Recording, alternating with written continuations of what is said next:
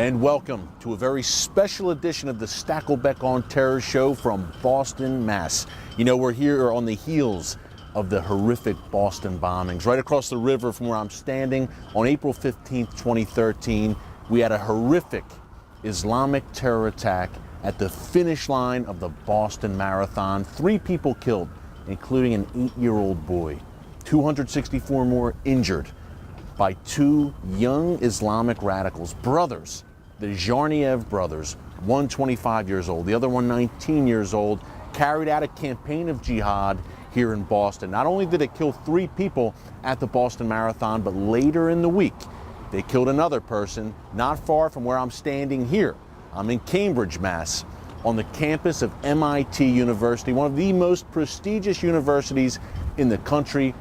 The brothers Tsarnaev, after they carried out the Boston Marathon bombing, a few days later, they killed a security guard here on MIT's campus, stole a car.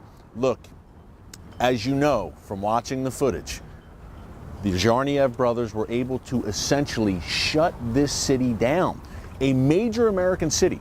For the better part of a week, Boston kind of became a mini police state as the manhunt was on for the younger Tsarnaev brother, who's still alive. Tamerlan Tsarnaev, the older brother and really the mastermind of the plot, was killed in a standoff with police, but his younger brother is alive. At last word, he was in the hospital, seriously wounded, but he is alive. And of course, the Obama administration read him his Miranda rights as he was sitting in his hospital bed, so he's probably going to kind of clam up and not say very much about what drove him. We know, look, that Islamic jihadist ideology drove him. But where was he radicalized?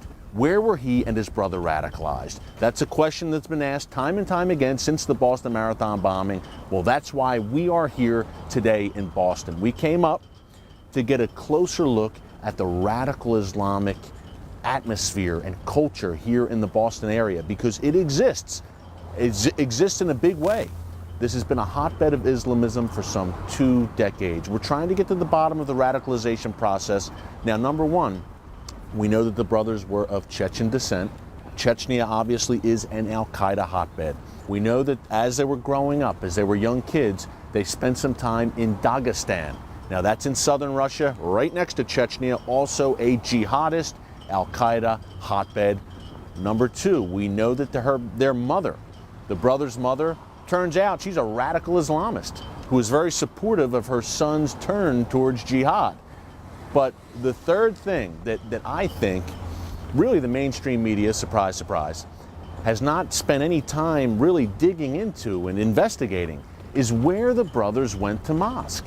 They attended the Islamic Society of Boston Mosque here in Cambridge, Massachusetts, just a few blocks from where I'm standing right now, and a few blocks from the Tsarnaev brothers' home. This Islamic Society of Boston Mosque, here in Cambridge, Mass, near the campus of MIT, has long been a hotbed of radicalism. You're going to hear a little later in the show how this ISB mosque hosted not only the Tsarnaev brothers as worshipers, but convicted Islamic terrorists as worshipers at that mosque. And that's a fact. You're going to hear all about it today. We're going to lay it out for you. But that's not all. You have the Islamic Society of Boston Mosque here in Cambridge. But across the river, in Boston proper, in Roxbury, you have the Islamic Society of Boston Cultural Center. Very key. These are sister mosques. Same ideology, same leadership, very closely tied together. So pretty much the 2 most influential mosques in and around the Boston area are these Islamic Society of Boston mosques. They are run by a group called the Muslim American Society, or MAS for short. Now, not to get too in the weeds and throw all these names and acronyms out at you, but this is what you need to know. The folks who control these 2 mosques here in the Boston area, these 2 influential big-time mosques, where the Tsarnaev brothers, the Boston bombers, attended one. They belong to an organization that federal prosecutors, our own government, has identified as, quote, an overt arm of the Muslim Brotherhood. So folks, we have 2 Muslim Brotherhood linked mosques here in Boston. They're influential, they're powerful, and the Boston bombers attended one of them. Now, I'm not saying that their attendance at the Cambridge Mosque had anything to do with their radicalization. We don't know. We have no idea. But I think it's worth taking a look. So what we're going to do today here on Stakelbeck on Terror, from Beantown, on the ground, where we like to bring it to you, the on-the-ground, up-close perspective, we're going to take a closer look at the Muslim Brotherhood activity here in the Boston area, how possibly the Jarnia brothers started their path to jihad, because we know the Muslim Brotherhood is the gateway to violent jihad. Every violent jihadist, including Al-Qaeda's leadership, passed through the Muslim Brotherhood at some point. The ideologues, the ideology, the teachings of the Brotherhood are what spurs a young Muslim on to jihad, to take that next step into violence, into terrorism. The Muslim Brotherhood lays the groundwork. Here is my on-the-ground report of the Islamic Society of Boston, Muslim Brotherhood connected mosques here in the Boston area. Take a look. U.S. authorities are still piecing together how the two brothers behind the recent Boston Marathon bombing became Islamic terrorists. Tamerlan Tsarnaev had traveled to al-Qaeda hotbeds in southern Russia, where authorities believe he may have met with known terrorists. Closer to home, he and his brother attended a Boston area mosque with radical ties. The fact is that these fellows attended, just blocks from their house, a radical mosque that has been the center of controversy in Boston for 10 years. Charles Jacobs leads Americans for Peace and Tolerance, a group that has closely monitored Islamic radicalism in the Boston area. He told CBN News the Islamic Society of Boston Mosque in Cambridge has seen convicted Islamic terrorists pass through its doors. The founder of that mosque, blocks from where the Tsarnaevs lived and where they prayed, was Abdul Rahman al-Amoudi. He is the model of deception in American Muslim history. He convinced President Clinton and also President Bush that he was precisely the kind of moderate Muslim leader that America was looking for. In fact, he deceived everyone. He's now in jail for 23 years for giving money for funding al-Qaeda. Other worshippers at the Cambridge Mosque have included Afia Siddiqui, an al-Qaeda member convicted of plotting attacks on New York City, and Tariq Mahena, sentenced to 17 years in prison for planning to assault a Boston area shopping mall with automatic weapons. Sheikh Youssef al-Qaradawi, a former trustee of the mosque, is a Muslim Brotherhood spiritual leader and terrorist supporter who's banned from entering the United States. Jacobs stressed that it's unclear whether the mosque played any role in the Tsarnaev brothers' radicalization. But CBN News spoke to one moderate Muslim leader who visited the mosque with his wife in 2003 and was shocked by what he found. Tell us about the Islamic Society of Boston and what you saw there firsthand. Going to upstairs, I found their library, and it's full of flyers from newsletter in Arabic, and they, a call for jihad against America and against the Jews and against the Christian. And at that time, there was a sheikh giving sermon, and the sheikh is as fanatic as the written materials. The group behind the Cambridge Mosque is called the Muslim American Society, or MAS. It was founded in 1993 by Muslim Brotherhood members and has dozens of chapters throughout the United States. Federal prosecutors have called MAS the overt arm of the Muslim Brotherhood in America. Its ties to the Brotherhood, a group dedicated to establishing Islamic Sharia law worldwide, have not stopped MAS from expanding in Boston. In 2009, it opened another mosque in Boston's Roxbury neighborhood, just a few miles from the Cambridge location. The Islamic Society of Boston Cultural Center is the second largest mosque on the entire East Coast. It cost $15.5 million to build, and more than half of that money reportedly came from Saudi Arabia. The Roxbury Mega Mosque is the sister mosque to the one in Cambridge. They share exact leadership. They're owned by the same people. It's the Muslim American Society. The trustees are the same. They may have different day-to-day managements, but it's the same. Jacobs says the two mass mosques also share the same radical Muslim Brotherhood ideology. Yet Massachusetts Governor Deval Patrick and Boston Mayor Thomas Menino both endorsed the Roxbury Mosque when it opened in 2009. Jacobs' organization released a video showing Governor Patrick publicly embracing a controversial imam at a 2010 event at the mosque. During a sermon just 2 months prior, that imam, Abdullah Farouk, had seemingly encouraged worshippers to engage in violence when supporting Muslims who have been arrested on terrorism charges. Grab onto the typewriter, grab onto the shovel, grab onto the gun and the sword. Don't be afraid to step out into this world and do your job. Jacobs was encouraged recently when Governor Patrick disinvited the imam of the Roxbury Mosque from an event honoring the victims of the Boston Marathon terror attack. CBN requested an interview with representatives of the Roxbury Mosque but received no response. A spokeswoman for the Cambridge Mosque declined an interview due to health reasons. Local Muslim sources told CBN News that followers of the Muslim Brotherhood have also tried to take over other mosques in the Boston area. Dr. Mansour calls it a nationwide problem. They are using the American Constitution, the American values of freedom of belief and freedom of speech, and the American mosques. Up next, an expert on the Muslim Brotherhood in Boston gives us the inside scoop. Don't move. Today we're on a field trip to discover what inflation is doing to our paper money. In this hand is a $20 bill, and in this hand is a $20 US gold coin. They used to have the same buying power, but how much can they buy today? In this first basket is what my $20 bill buys: milk, bread, peanut butter, and jelly. And here's what one $20 gold coin will buy: 6 baskets full, worth nearly $2,000, almost 100 times more food, simply by owning gold dollars instead of paper dollars. History shows that the gold coins have been the best way to beat the rising cost of living. So class, the moral is that unless you want to live on peanut butter and jelly sandwiches in the future, you should turn some paper dollars into gold coins now. How and why is explained in a new book, The Great Debasement. Call the number below for a totally free copy. And that's the simple truth. Help! If an emergency happened right now, you can have help at the push of a button with Medical Alert. Remember when I took that fall, Mary? Oh, yes, that was terrible. Yes, it was. Help! And I thought, what if you hadn't been there? I ordered my Medical Alert the next day. I can't describe how safe I feel now with my Medical Alert. You didn't know I was wearing it, did you? Medical Alert is easy to install, waterproof, and covers you inside your home and out. It helps me feel safe from fires, break-ins. And of course, a Medical Alert. And if you don't have a home phone, don't worry. They have that covered. There's always help at the push of a button.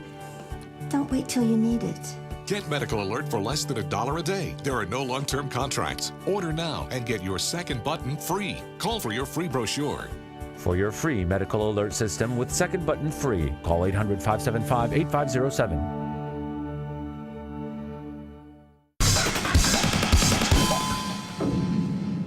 And welcome back to a special edition of the Stakelbeck on Terror show from Boston. You know, during our stay here, we were able to hook up with one of my good friends and a true watchman on the wall, Charles Jacobs. He runs a great organization called Americans for Peace and Tolerance, and he was good enough to sit down for an expansive interview with us to really dig in to the Muslim Brotherhood presence here in the Boston area, particularly at these ISB mosques. No one knows more about the Muslim Brotherhood and radical Islam in the Boston area than Charles Jacobs. Here's our interview. Take a look. So ever since the bombing, the Boston Marathon bombing, people have been speculating about how these 2 young men, immigrants, who were not radicals when they came to America, became radicalized. And people have speculated, was it that they read Inspire magazine on the web? Was it their trips to Dagestan? Was it anything to do with the fact that they had radical imams on their websites? Was it their mom?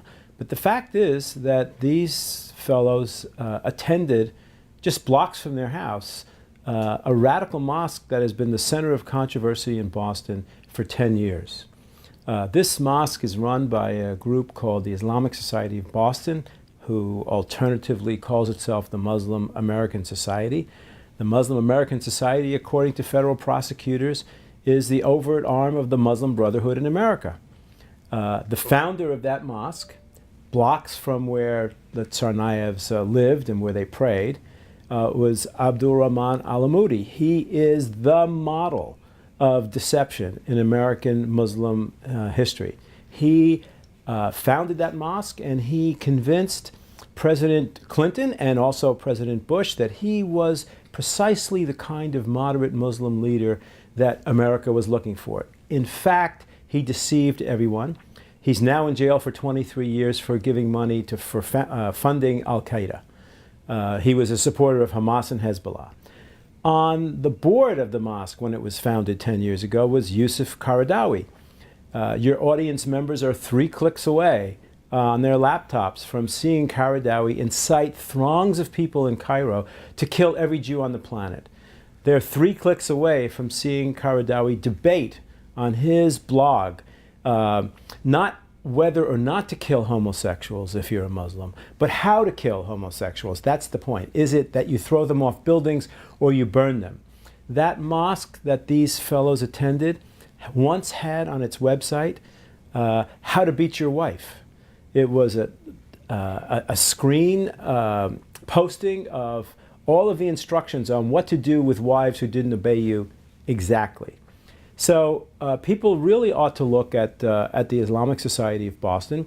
Maybe these folks didn't get their instructions on bombing places from this mosque. In fact, I doubt it. I actually think that the radical Muslim leadership in America that controls 80% of the mosques here, according to congressional testimony, their goal is not terrorism at the moment. Their goal is penetration.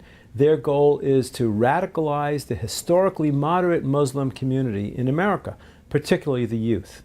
Up next, much more with Charles Jacobs in the wake of the Boston bombings. What comes next for the Muslim Brotherhood in Beantown? Stay tuned. Remember to check out the Stakelbeck on Terror blog at cbnnews.com 24/7 for the latest on these and other stories. Attention sleep apnea patients. Are you tired of the expense and hassle of getting your CPAP and BiPAP supplies? Are you fed up with dealing with ill-fitting, leaking, or worn-out masks and straps? Are you worried about the effects that unsanitary tubes, cushions, and filters have on your health? If you said yes to any of these questions, Allied Medical Supply Network has the solution to your problems. You could qualify to have your supplies regularly delivered right to your door at little or no cost to you. That's right, no more inconvenience, no worn-out masks and straps, no more unsanitary equipment, just restful sleep. Call Allied Medical Supply Network today to determine if you may qualify to receive your fresh, brand-name supplies at little or no cost. Don't delay. Call us now to see if you are eligible to save money on regular delivery of your CPAP and BiPAP supplies. Call 1-800-815-9947. That's 1-800-815-9947. Or go to cpapsupplyhelpline.com. Announcing an important breakthrough in healthcare that can benefit everyone. If you or anyone you love needs affordable health insurance, regardless of a pre-existing medical condition, call Quick Insurance 123 today and get the immediate relief you deserve. Quick Insurance 123 was created to provide affordable health insurance to all uninsured Americans, with or without pre-existing conditions. This is not a discount card. This is a real insurance program that lets you choose from many affordable health plans, with access to doctors, hospitals, emergency services, and more. So call the number on your screen now and get the health coverage you need just for calling. As a special bonus, we'll send you a free prescription savings card that could save you up to 85% on your prescriptions. That's right, you could save up to 85% on your prescriptions just for calling. Call Quick Insurance 123 to find out how you can get affordable health insurance and receive your free prescription savings card just for calling. Don't wait. Getting a free quote is as easy as 1, 2, 3. Call today.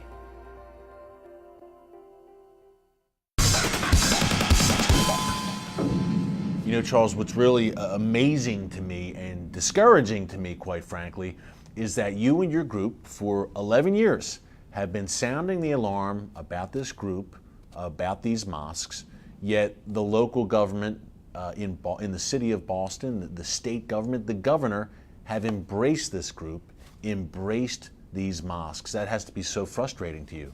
So first of all, this is not just Boston. I can tell you stories about Buffalo, Nashville. We made a film about Nashville that you saw.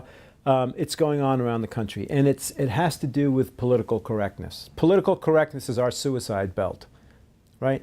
I mean, our leaders, when a Muslim group goes in any city and asks the mayor for help to build a mosque or to support them in building a mosque, the mayor only has one way of thinking about this, that this is another vulnerable minority that must be protected. And if you question them, even if you question them, you're a racist Islamophobic bigot.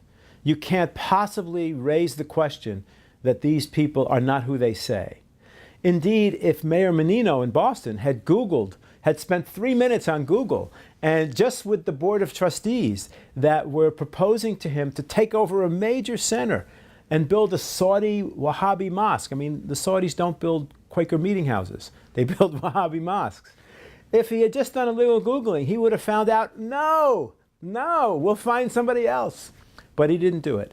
And I think it's the political correctness. You know, the Boston Globe, which is the paper of record in this city, has enabled these people to portray themselves as something they're not, as moderates, as some people who may have had some sketchy background, but that's all over now because they speak so nicely to us. We sat with the Boston Globe main editorial team for 2 hours, my head of research, Ilya Feoktistov, and myself. We had mounds of evidence, including checks that were sent by radical organizations to this mosque, checks that were sent by the Islamic Society of Boston to radical organizations, including everyone's pedigree, including what we found at the mosque that they're teaching, including lists of hate speakers. I mean, these people invite folks who come and have said, Christianity is filth.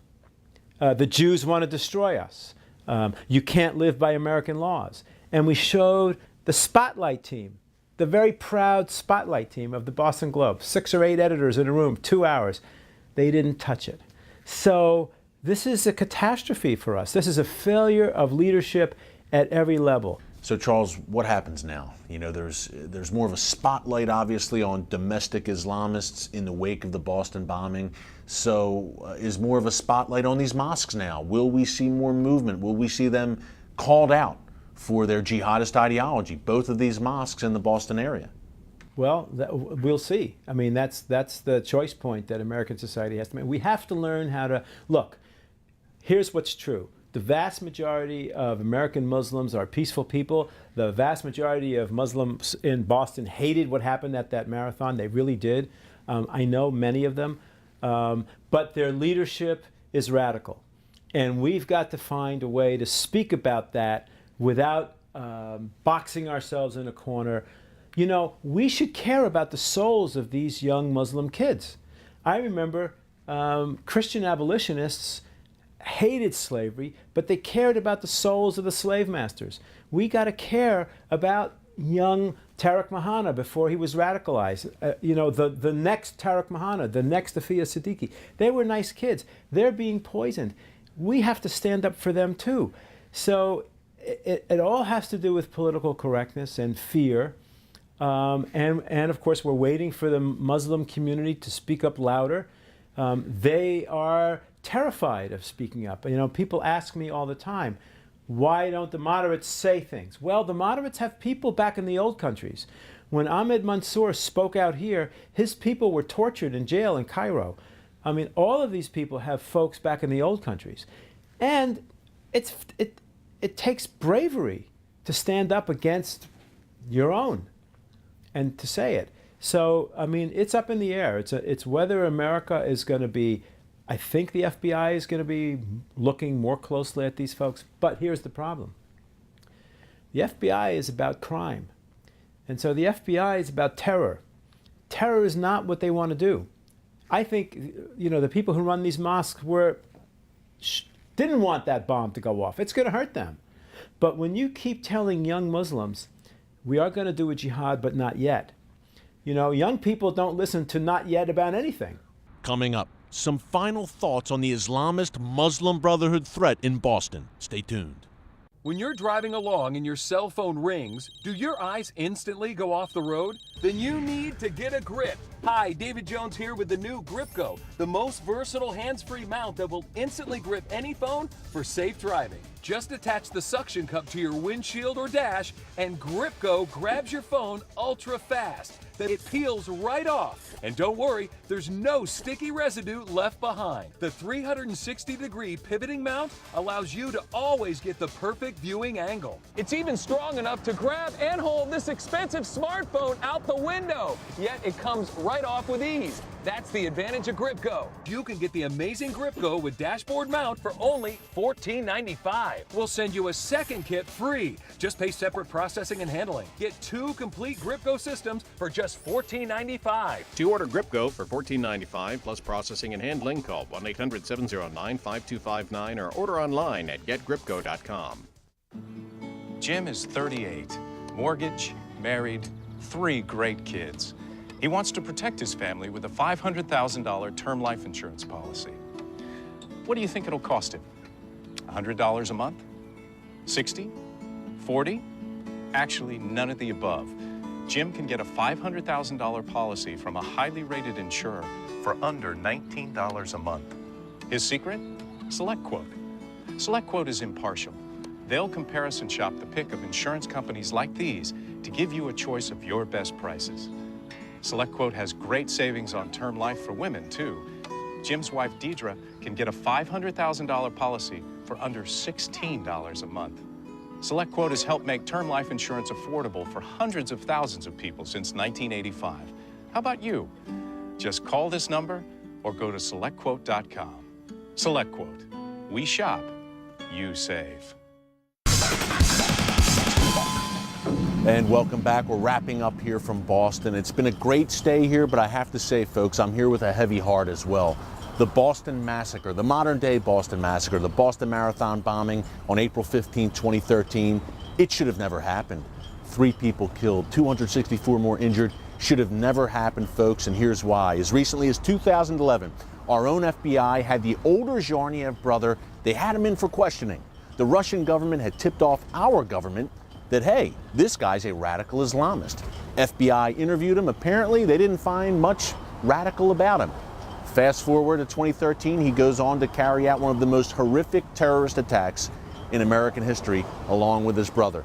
Folks, the first rule of war, and I say it all the time here on the show, know your enemy. Although we've had great law enforcement, intelligence work since 9/11, my fear is our guys on the ground don't understand the ideology. They know that terrorism is a big problem, but terrorism is a tactic that is driven by a well-defined Islamist ideology. So we're going to keep giving it to you straight here on Stakelbeck on Terror. Stick with us next week for more stories that the mainstream media and more insights that the mainstream media is not going to tell you. And until then, God bless you, and remember, never hold your peace.